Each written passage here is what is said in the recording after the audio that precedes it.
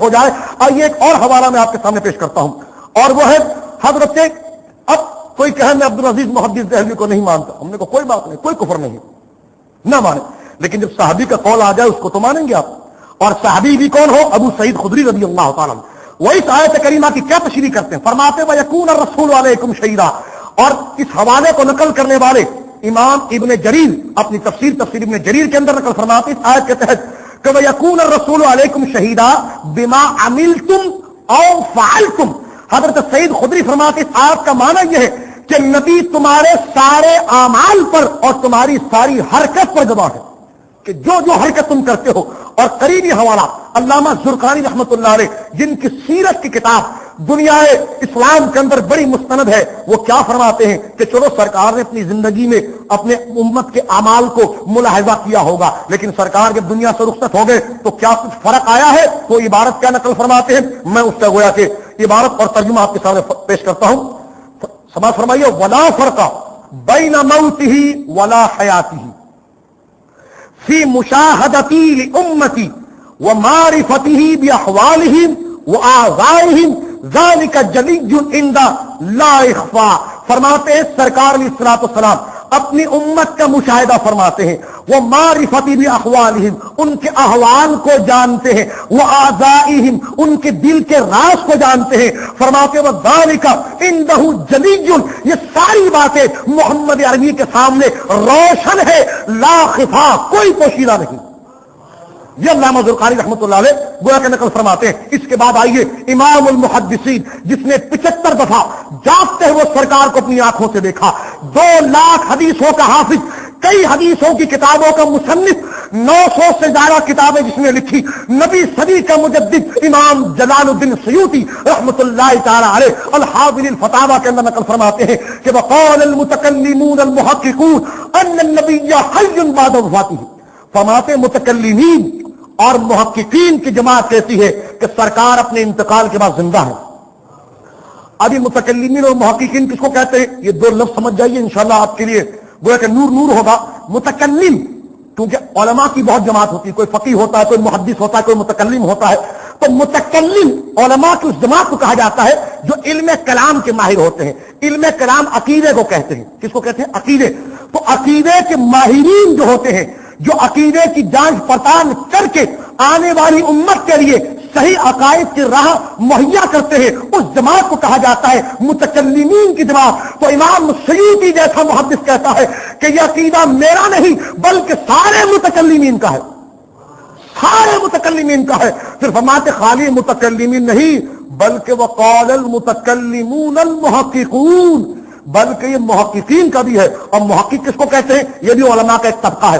اور محقق علماء کے اس طبقے کو کہتے ہیں کہ جب بہت سی روایتیں آپس میں جمع ہو جائے تو اس میں سے مقبول کون سی ہوگی, کس کو ترجیح دی جائے گی, کس کو بڑھائی دی جائے گی. تو جو اس کمال کے ماہر ہوتے ہیں اس کو کہا جاتا محقق, اور جو اس جماعت ہوتی ہے اس کو کہا جاتا ہے محققین کی جماعت. تو امام سیوطی فرماتے ہیں سرکار کی حیات کا مسئلہ اور اپنے امت کو دیکھنے کا مسئلہ میں اکیلا نہیں بلکہ محققین بھی اور متکلمین بھی یہ کہتے ہیں کہ سرکار زندہ ہے. اور زندہ ہے تو کیا کرتے ہیں؟ تو آگے امام سیوطی فرماتے ہیں کہ وَإِنَّهُ يَسُرُّ بِطَاعَةِ أُمَّتِهِ, جب کوئی امتی نیکی کرتا ہے تو سرکار کو خوشی ہوتی ہے, سرکار اس کو ملاحظہ کرتے ہیں, اس کو سرکار کو خوشی ہوتی ہے. وَيَحْزُنُ بِمَعَاصِي الْوَفَاءِ مِنْهُمْ, جب امتی گناہ کرتا ہے تو وَيَحْزُنُ, سرکار علیہ الصلوۃ والسلام کو غم ہو جاتا ہے. تو یہ حوالہ امام سیوطی رحمۃ اللہ علیہ فرماتے ہیں. اور ماضی قریب کے غیر مقلدین کے پیشوا قاضی شوکانی صاحب نیل الاوطار کے اندر فرماتے ہیں جلد نمبر 3 صفحہ نمبر 41 کے اوپر کہ وقد ذهب جماعت المحققین ان رسول اللہ حی بعد وفاتہ وانه یسر بطاعة امته. وہ امام سیوطی کا حوالہ لیتے ہیں کہ میرا بھی یہی عقیدہ ہے اور محققین بھی یہی کہتے ہیں کہ نبی پاک اپنی قبر اقدس میں زندہ ہیں اور اپنے امت کی نیکیوں پر مطلع ہیں. نیکی جب دیکھتے ہیں تو مسرت کا اظہار کرتے ہیں اور گناہ جب ہوتا ہے تو اللہ سے استغفار کرتے ہیں.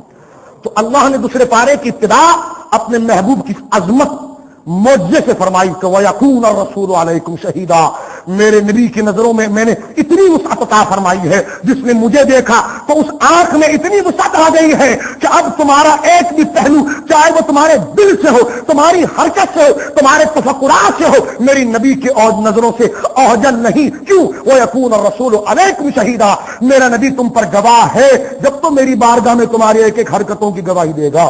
تو یہ سرکار علیہ الصلوۃ والسلام کا ایک عظیم معجزہ، اور اسی چیز کو حاضر ناظر سے اہل سنت تشبیہ دیتے ہیں کہ سرکار ہماری نیکیوں کو جانتے ہیں، ہماری برائی کو جانتے ہیں، یہی حاضر ناظر ہے۔ کبھی ہم نے نہیں کہا کہ سرکار یہاں پر بھی وہاں پر بھی، یہ عقیدہ ہم پر جھوٹ باندھا گیا ہے۔ ہمارا یہ عقیدہ ہے کہ سرکار اپنی قبر میں زندہ ہے اور امت کے سارے اعمال میرے مصطفیٰ پر پیش کیے جاتے ہیں۔ مصطفیٰ ہر امتی کی ہر درجے کی نیکی کو بھی جانتا ہے، جس طرح کہ علامہ شاہ عبد العزیز محدث دہلوی فرمایا کہ اس کی ترقی درجات کو بھی دیکھ رہے ہیں، اس کا درجہ کیوں رکھا ہے اس کو بھی دیکھ رہے ہیں، وہ گناہ جو کر رہا ہے اس کی کیفیت کو بھی دیکھ رہے ہیں، اس کا دل جو پلٹ رہا ہے اس کیفیت کو بھی ملاحظہ فرما رہے ہیں۔ یہ سرکار علیہ الصلوۃ والسلام کا ایک عظیم معجزہ ہے۔ اس پر مجھے مسلم شریف کی حدیث یاد آتی ہے کتاب القراءت کے اندر، حضرت ابی بن کعب جو سرکار علیہ الصلوۃ والسلام کے بڑے زبردست صحابی ہیں اور جنہوں نے سب سے پہلے تراویح پڑھائی، جو شرف ان کو حاصل ہوا مصلی کے اوپر 20 رکعت تراویح، جو مدینہ شریف کے اندر حضرت عمر کے دور میں جس کو شرف حاصل ہوا حضرت ابی بن کعب تھے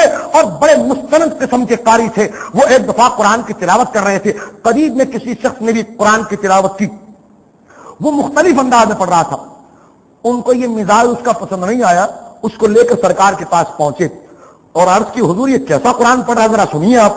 سرکار نے کہا ذرا تم پڑھو۔